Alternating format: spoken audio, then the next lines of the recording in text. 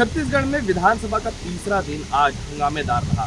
लगातार सत्र के बीच में कर्मचारियों के मुद्दे को लेकर भी विपक्ष ने सरकार पर हमला बोला। हालांकि आज शुरुआत जिस तरीके से हुई उसमें सबसे पहले मांग यही रखी गई थी कि छत्तीसगढ़ में एम्स कुछ और जगहों पर खोले जाने चाहिए जिससे स्वास्थ्य व्यवस्था बेहतर हो सके। इस पर स्वास्थ्य मंत्री टी.एस. सिंहदेव ने कहा है कि उन्होंने पत्राचार किया है, पहले ही उन्होंने केंद्र सरकार को पत्र लिखा है और इसकी व्यवस्था बनाने को लेकर पहल जो है वो कर दी गई है। वहीं दूसरी तरफ जब भाजपा ने हल्ला बोलना शुरू किया, प्रश्नकाल पर जब चर्चा शुरू हुई तो प्रश्नकाल के दौरान में कर्मचारियों के वेतन की मांगों के साथ में जो अन्य मुद्दे थे, साथ ही साथ जो अनुकंपा नियुक्ति को लेकर महिलाओं की तरफ से धरना दिया जा रहा था, इसका मुद्दा भी आज सदन में काफी गरमाया रहा और इसको लेकर पक्ष और विपक्ष के बीच में तीखी बहस भी देखने को मिली है। कर्मचारियों के मुद्दे को लेकर सरकार को घेरने की कोशिश लगातार विपक्ष यहाँ पर आज करता रहा है और विपक्ष की तरफ से पूर्व मुख्यमंत्री डॉक्टर रमन सिंह ने सीधे तौर पर बताया कि 5 लाख से ज्यादा जो कर्मचारी हैं वो पूरे प्रदेश भर में हड़ताल पर हैं,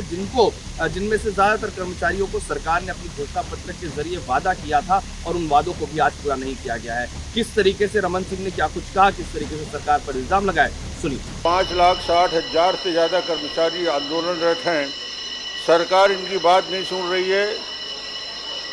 दुर्भाग्यजनक स्थिति ये बनी हुई है कि हमारी आंदोलनरत बहनों के द्वारा, विधवा बहनों के द्वारा, शिक्षा कर्मियों की विधवाओं के द्वारा सिर मुड़वाना पड़ रहा है, बाल कटवाना पड़ रहा है, मगर सरकार का कोई व्यक्ति उनसे बात करने के लिए नहीं जा रहा है। पूरे प्रदेश में आंगनबाड़ी पूरी ठप है, स्कूलों की हालत खराब है। सरकार को चाहिए कि तत्काल बात करे। और सदन में हंगामा यही नहीं था, लगातार हंगामे के बीच में एक और सवाल पर जब शून्यकाल में चर्चा कराने की बात आई, उस दौरान में भी, प्रश्नकाल के दौरान में भी जब चर्चा हो रही थी, उस दौरान में अजय चंद्राकर ने खेल को लेकर यहाँ पर छत्तीसगढ़िया जो ओलंपिक सरकार की तरफ से चलाया जा रहा था उसको लेकर सवाल उठाया कि आखिरकार उसकी क्या कुछ नियम है, किस तरीके से इस खेल को आयोजित किया गया है। खेल विभाग ही इसको आयोजित नहीं कर रहा है तो कौन सा विभाग इसको आयोजित कर रहा है, इस तरीके के सवाल उन्होंने सरकार को घेरने की कोशिश की। छत्तीसगढ़ ओलंपिक, छत्तीसगढ़ सरकार की तरफ से कई खेलों को उसमें शामिल किया गया था जिससे हजारों खिलाड़ियों को उसका लाभ मिलने का जो दावा है वो सरकार यहाँ पर लगातार कर रही है, जिसके जवाब में आज सीधे तौर पर जो खेल मंत्री उमेश पटेल उन्होंने जवाब देते हुए बताया कि आखिरकार किस तरीके से इन खेलों का आयोजन ग्रामीण अंचलों में, शहरी इलाकों में किया गया है, कितने लोग इसमें शामिल हुए थे, किस किस तरीके के खेल को इसमें शामिल किया गया था, इसकी पूरी विस्तृत जानकारी सभा के पटल पर रखी। खेल कूदों को बजट, उन यूनियनों को बजट आवंटित किया जाए और उन खेलों में विजेताओं को नौकरी पर आरक्षण मिले, ये हमारी मांग थी। तो 1 रुपया उनको दिया नहीं गया। तो ये खेल के नाम पर राजनीति है और खेल के नाम पर पैसे का भ्रष्टाचार है, इससे ज्यादा कुछ नहीं है। एक पॉपुलर इवेंट को जबरदस्ती कुछ और मुद्दे की तरफ लेके जाना, विपक्ष के पास कोई मुद्दा नहीं था, हमारे पास सारे जवाब थे, हमने उनको सारा जवाब दिया, कब क्या हुआ, कैसे हुआ, क्या नहीं।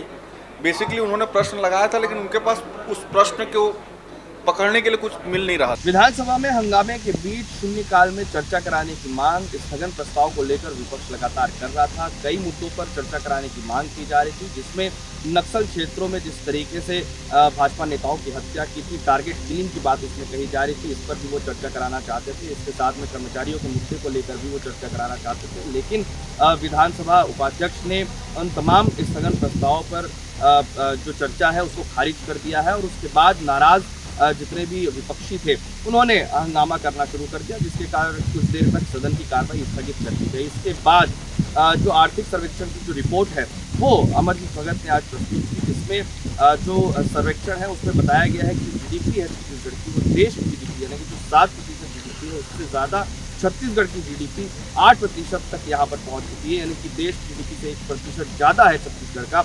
प्रति व्यक्ति आय में भी 10% की वृद्धि उसमें बताया गया है। 1,33,000 रुपये प्रति व्यक्ति आय होने की बात यहाँ पर कही जा रही है। आंकड़े भी यहाँ पर प्रस्तुत किए गए हैं। इससे साफ जाहिर है कि छत्तीसगढ़ सरकार जिस तरीके से काम कर रही है उससे कहीं ना कहीं यहाँ पर जनता को, आम जनता को भी फायदा मिल रहा है, इसके राजस्व कोष में भी फायदा मिल रहा है। लेकिन इन तमाम बातों के बीच में सवाल ये भी उठते रहे हैं, विपक्ष लगातार ये सवाल करता रहा है कि आखिरकार बजट जिस तरीके से सरकार यहाँ पर प्रस्तुत करती है उनको जिस तरीके से लोगों तक पहुंचाना चाहिए, जहां पर उन बजट का इस्तेमाल सही तरीके से करना चाहिए, वो भी नहीं हो पा रहा है। और इसी तरीके से अन्य मामलों को लेकर उन्होंने चर्चा आज सदन में की है।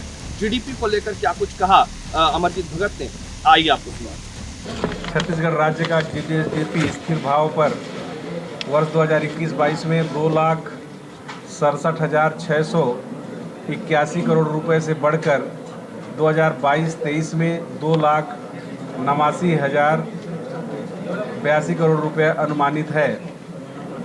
इस वर्ष विकास दर 8% होना अनुमानित है।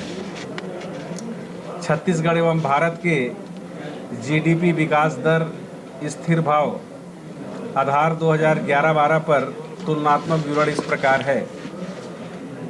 वर्ष 2021-22 में छत्तीसगढ़ का विकास दर 8% एवं भारत सरकार का 7% है। छत्तीसगढ़ में हंगामे के बीच सदन अभी भी लगातार जारी है और आने वाले दिनों में बजट प्रस्तुत किया जाना है। इसको लेकर संभावना ये जताई जा रही है कि 6 तारीख को जो बजट सरकार की तरफ से मुख्यमंत्री भूपेश बघेल प्रस्तुत करेंगे उसको भी लेकर यहाँ पर चर्चा होनी है। हालांकि आने वाले दिनों में होली त्यौहार को लेकर भी कुछ समय जो है वो सत्र यहाँ पर बढ़ाया जा सकता है और जिस तरीके से सत्र की जो कार्रवाइयाँ चल रही है, समय बढ़ाने की मांग लगातार विपक्ष के द्वारा की जाती है, उसको लेकर भी आज यहाँ पर हंगामा हुआ। वो जो संसदीय कार्य मंत्री है रविंद्र चौबे, उन्होंने भी कहा कि समय बढ़ाने को लेकर उन्हें कोई आपत्ति नहीं है, लेकिन समय पर उचित तरीके से चर्चा यहाँ पर होनी चाहिए।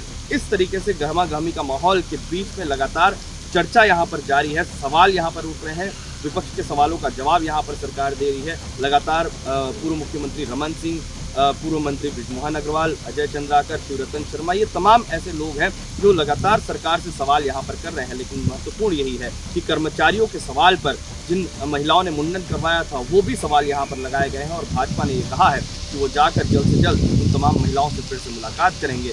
ऐसे में इस बजट सत्र को इसलिए भी महत्वपूर्ण माना जा रहा है कि आने वाले विधानसभा चुनाव में इस बजट सत्र से कई उम्मीदें हैं और इसीलिए सरकार को घेरने की कोशिश अपनी पूरी जोर से यहाँ पर विपक्ष करता हुआ नजर आ रहा है। छत्तीसगढ़ से TV9 के लिए अमित मिश्रा।